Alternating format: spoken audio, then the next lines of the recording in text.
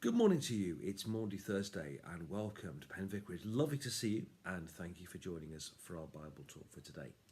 Just a couple of notices, if I may. Firstly, to remind you, we have lots of good services going on Maundy today and Good Friday and over the weekend as well, of course, both in Penn and in Tamworth. And you'd be very welcome to join us at all of them. Great, we'd lovely to see you. And as we go through this journey through the cross and the resurrection together. The other notice I need to give is that next week, even vicars need a week off occasionally, and next week Glyn is going to be doing 3 talks, and Mike Hibbs a couple of talks as well about the resurrection next week. So looking forward to those as well before I resume with the week after that as well, which I'll be back then. So that's that.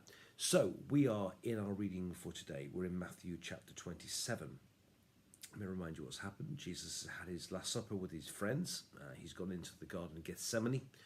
He's been betrayed by Judas and arrested and taken away. He's been tried before the religious authorities who decided he was guilty of blasphemy, but they couldn't condemn him to death because they hadn't got the ultimate powers. They sent him out to the Roman governor, a guy called Pontius Pilate, who in the end gives way to the crowd and condemns Jesus to death. And so we pick up the story now.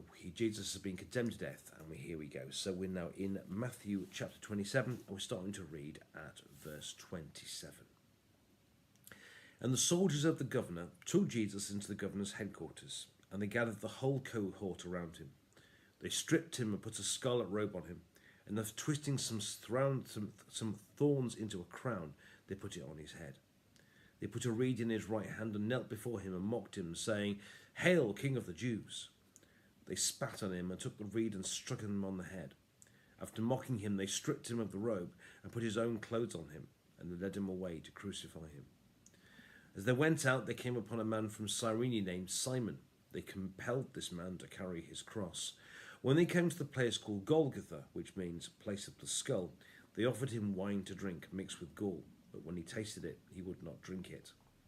When they crucified him, they divided his clothes among themselves by casting lots. And they sat down there and kept watch over him. Over his head they put the charge against him, which read, "This is Jesus, the King of the Jews." Then 2 bandits were crucified with him, one on his right, one on his left. And those who passed by derided him, shaking their heads and saying, "You who would destroy the temple and build it again in 3 days, save yourself. If you're the Son of God, come down from the cross." In the same way the chief priests also, along with the scribes and elders, were mocking him, saying, "He saved others, he cannot save himself. He's the King of Israel, then he come down from the cross now, we'll believe in him. He trusts in God, let God deliver him now if he wants to. For he said, 'I am God's son.'" The bandits who were crucified with him also taunted him in the same way.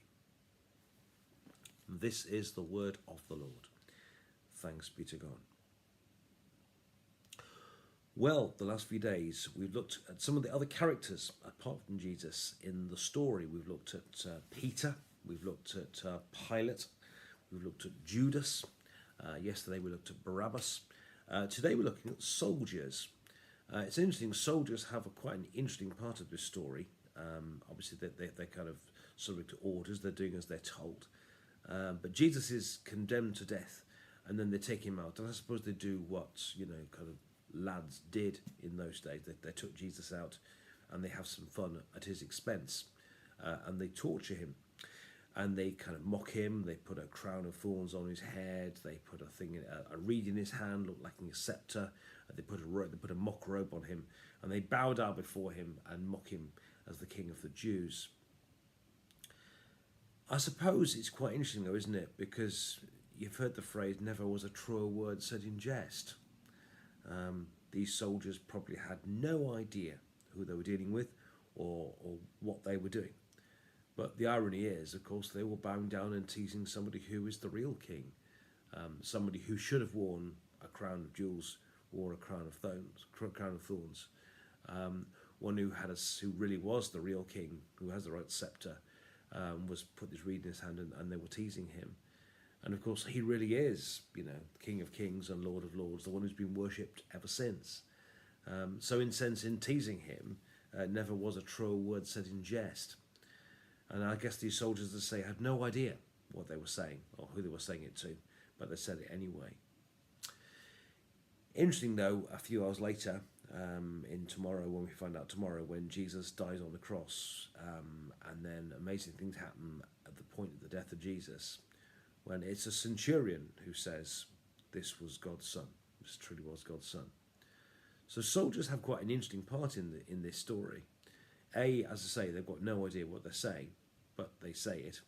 And of course, it's a centurion who's the first person to announce after the death of Jesus that truly this was God's son. So that says a bit about the soldiers in the story. Secondly, a few words about crucifixion. As the commentary I'm reading says, over the years we've kind of sanitized it. But I don't want to go into too much of the gory details, really.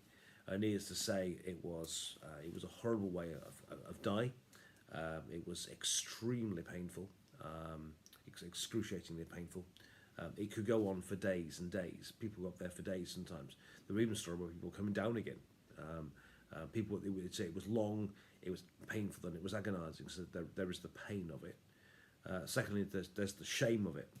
I haven't yet seen an accurate portrayal or statue or painting anywhere of the death of Jesus, or the crucifixion of Jesus, because crucifixion was done in the nude. It was meant to be painful. It was meant, as well as painful, it was meant to be shameful as well. And of course, there was the added, because in those days, because in the Old Testament it says, "Cursed is he who hangs on a tree." So to be nailed naked to a cross really was about as bad as it got. So there was the pain, there was the shame, there was the mockery, which came from all sides, really. Ironically, in Luke's Gospel, when Jesus is crucified between two robbers, one repents and one doesn't. In Matthew's Gospel, it just says that they both tease Jesus. So there's that on both sides as well. So I suppose, in a sense, that's a bit about crucifixion, and you can read about it. But I suppose, in a sense, our response has to be simply to say, "Thank you, Jesus, that you did it for me." I saw on a poster somewhere, it said, "I asked Jesus, how much do you love me? This much he says," and stretched out his arms and died. And he did it for you and for me. And that's a bit about what Jesus endured for us. So firstly, think about the soldiers and their role in things. And secondly, think about just what Jesus did, and just reflect, if you can, on what Jesus did. Thirdly, I think I keep telling you that a couple of years ago I went to the Holy Land, and we went to Jerusalem. And of course, Jerusalem's a funny place because no one really knows where it all happened, because the place has been knocked down and rebuilt a couple of times. So no one knows exactly where it happened. It most likely did happen round about the tomb, the Church of the Holy Sepulchre, where they kind of said it did. It happened just outside the city wall. So when it says there was a green hill far away without a city wall, without means outside a city wall. That's what it means. Because they couldn't exit people inside the wall, so they come outside to do it. But the guide that showed us, I thought, was very wise, because we kind of went through the city, and he kind of advised us, don't kind of look for the exact places where it happened, because no one's entirely sure. What he said was, and I thought this was very wise, kind of feel and hear and see and smell and taste what's kind of going on. Kind of understand that this didn't happen in some nice, comfortable, quiet garden somewhere. It was noisy. It would have been chaotic. And as he went through the streets, as Jesus was sort of taken through the streets carrying his cross, helped by this African man, this man from Cyrene called Simon, it will have been noisy. It will have been chaotic. Some people will have followed on. Some people will have been intrigued. Some people probably would have just carried on drinking the coffee or whatever they were doing, as if nothing was happening. And this kind of all happened. So the guy was very wise when he said, just kind of always feel it with your heart. Just kind of try and experience some of the sounds, the taste, the smells of what's going on. Kind of feel it with your heart as much as your head. And I suppose, in a sense, I guess I want to say that to us, really, this Holy Week. As we think again about what Jesus did for us, try and live it, don't just think about it intellectually, but try and feel it. Come to church and meditate on what Jesus did for us. But don't just think about it intellectually. Try and feel it. Try and experience it. Try and know again in your heart and mind and soul what Jesus did for you and for me. So it's difficult to comment on this because it kind of says it all for itself, really. But three things. Firstly, think about the soldiers. And, never was a truer word said a jest when they teased Jesus. But remember, it was also a soldier who was the first person to announce this was the Son of, truly was God's Son when Jesus died.